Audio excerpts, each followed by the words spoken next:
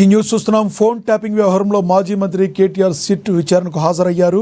ఈ నేపథ్యంలో నార్సింగ్లోని తన నివాసం నుంచి బీఆర్ఎస్ నేత హరీష్ రావుతో కలిసి ఉదయం 9:30 కేటీఆర్ తెలంగాణ భవన్కు చేరుకున్నారు. అనంతరం ఎమ్మెల్యేలు, ఎమ్మెల్సీలతో పాటు పార్టీ ముఖ్య నేతలతో కేటీఆర్ సమావేశమయ్యారు.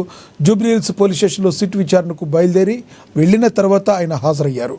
మరోవైపు కేటీఆర్కు మద్దతుగా తెలంగాణ భవన్కు బీఆర్ఎస్ నేతలు, కార్యకర్తలు భారీగా తరలి వెళ్లారు. సిట్ విచారణకు కేటీఆర్ హాజరవుతున్న నేపథ్యంలో జూబ్లీహిల్స్ పోలీస్ స్టేషన్ వద్ద భారీగా పోలీసులు మోహరించారు. పోలీస్ స్టేషన్కి ఇరువైపులా బారికేడ్లు కూడా ఏర్పాటు చేయడం జరిగింది. ఇదే విషయానికి సంబంధించి మరింత సమాచారాన్ని మా ప్రతినిధి హరీష్ అందిస్తారు ఫోన్ ద్వారా. హరీష్, చెప్పండి, సిట్ విచారణకు హాజరైన కేటీఆర్ ఎటువంటి ప్రశ్నలు ఆయన ఎదుర్కొన్నారు? సిట్ ఏ ప్రశ్నలు అడిగిన అవకాశం ఉంది? మీ దగ్గర ఉన్న తాజా సమాచారం పెట్టి.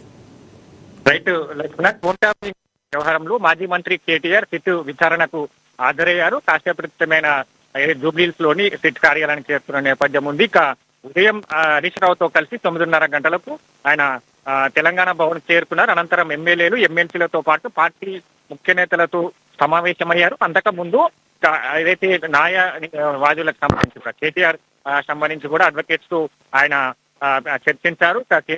ఫోన్ ట్యాపింగ్ కేసుకు సంబంధించి కూడా సిట్టు ఏ విధంగా ప్రశ్నలు సంధిస్తుంది, దానికి ఏ విధమైన సమాధానాలు చెప్పాలి, ఈ కేసుకు సంబంధించి కూడా పూర్వాపాల అన్నిటిపైన కూడా ఆయన అడ్వకేట్స్ తో చర్చ జరిపారు.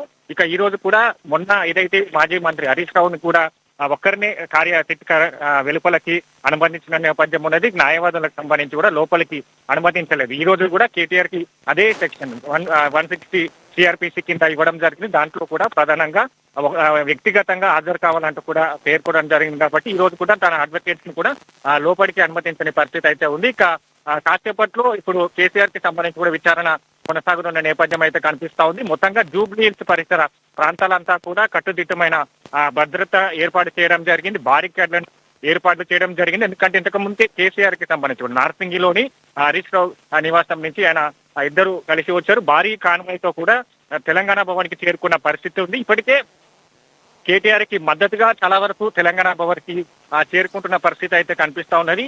ఇక ఒకవైపు ఉస్మానియా యూనివర్సిటీకి సంబంధించి కూడా అక్కడ బీఆర్ఎస్ విద్యార్థి నేతలను కూడా ముందస్తుగా అరెస్ట్ చేసిన పరిస్థితి అయితే కనిపిస్తా ఉంది. ఎందుకంటే పోలీస్ కి సంబంధించి కూడా మొన్న హరీష్ రావు ఎప్పుడైతే విచారణకు అటెండ్ అయ్యారో అక్కడ జూబ్లీహిల్స్ లో కూడా కొంత ధర్నా చేసిన పరిస్థితి కావచ్చు, కొంతమేర ఇబ్బందికరమైన వాతావరణం అక్కడ చోటు చేసుకున్నది. కాబట్టి అలాంటిది మరోసారి రిపీట్ కాకుండా ఇప్పుడు పోలీసులకు సంబంధించి కూడా ముందస్తుగా చర్యలు తీసుకుంటున్న నేపథ్యం అయితే కనిపిస్తా ఉన్నది. ఇక మొత్తంగా ఆయన ఈ రోజుకు సంబంధించి కూడా ఏ విధంగా సిట్కు సంబంధించి సమాధానాలు చెప్తారు. ఎందుకంటే గత ప్రభుత్వంలో ఫోన్ ట్యాపింగ్ గురి అయింది కాబట్టి దీంట్లో పలు రాజకీయ నేతలు, సినీ ప్రముఖులతో పాటుగా కొన్ని జర్నలిస్టులకు సంబంధించిన ఫోన్ ట్యాపింగ్ గురి కావడం జరిగింది. ఇది గత ప్రభుత్వం చేసింది అన్నట్టుగా కూడా కాంగ్రెస్ ఏదైతే పార్టీ అప్పుడు దీన్ని ఆరోపించింది. ఇప్పుడు దీంట్లో మొత్తంగా ఈ వ్యవహారంలకు సంబంధించి కూడా ఎవరు బ్యాక్ బోన్ గా ఉన్నారు, ఎవరు ఫోన్ ట్యాపింగ్ చేయమని ఎవరు చెప్పారు, ఫోన్ ట్యాపింగ్ లో ఎవరెవరి ఇన్వాల్వ్మెంట్ ఉంది. ఎందుకంటే చాలా వరకు బాధితులకు సంబంధించి కూడా వాళ్లకు ఇబ్బందికరమైన పరిస్థితులు ఎదురైన నేపథ్యం కావచ్చు, మానసికంగా చాలా వరకు కొంతమంది ఇబ్బందులు పడ్డ పరిస్థితి కావచ్చు, చాలా వరకు ఫోన్ ట్యాపింగ్ చేసి తమను ఏదైతే డబ్బులు కావచ్చు ఇతర సంబంధించి కూడా బెదిరింపులకు గురి చేసినట్టుగా కూడా స్టేట్మెంట్ దాదాపుగా 100 ఫోన్లు ట్యాపింగ్ అయ్యేవి. దాంట్లో బాధితులంతా కూడా ఇవే అంశాలను ప్రస్తావించారు. ఇక ముఖ్యంగా దీంట్లో గత ఇన్వాల్వ్మెంట్ ఉన్న మాజీ అధికారులకు సైతం కూడా విచారణ జరిపించారు. దాంట్లో పలు అంశాలు కూడా వాళ్ళు కీలకమైన అంశాలు కూడా ఏదైతే సిట్ ముందు కూడా చెప్పడం జరిగింది. దాంట్లో భాగంగా ఇప్పుడు బీఆర్ఎస్ ఏదైతే మాజీ మంత్రులకు, కీలక నేతలకు సంబంధించి కూడా సిట్ నోటీసులు పంపుతా ఉన్నది.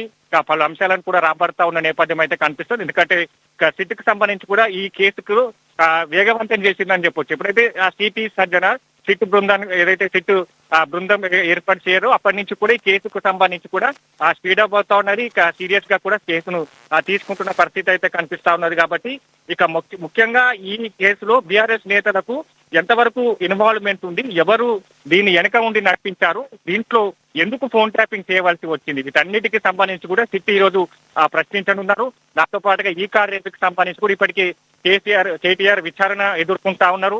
ఇక అంశాలకు సంబంధించి కావచ్చు, మొన్న హరీష్ రావుకి సంబంధించి కూడా ఆయన ఫోన్ ట్యాపింగ్ కూడా గురైనట్టుగా కూడా సిట్ అధికారులు ఏదైతే హరీష్ రావు ముందు ఉంచారు. ఈ రోజు కూడా కేటీఆర్ కి సంబంధించి ఫోన్ ట్యాపింగ్ గురైందా లేదా కేటీఆర్ కి సంబంధించిన ఫోన్ నుంచి ఎవరెవరికి ఆ ఫోన్లు వెళ్ళాయి, మన ఆరుచర్లకు సంబంధించి కూడా ఎవరెవరి నుంచి ఆ ఫోన్లు వెళ్ళడం జరిగింది, వీటన్నిటికీ సంబంధించి కూడా సిట్ ఆధారాలను సేకరించినట్టుగా తెలుస్తా ఉన్నది. కాబట్టి ఈ అంశాలని ప్రశ్నలు సంధించే అవకాశం అయితే కనిపిస్తా ఉన్నది. ఇక ఇప్పటికే దీని కేసుకు సంబంధించి కూడా వైపు బీఆర్ఎస్ నేతలకు కూడా కొట్టిపారేస్తూ వస్తున్నారు.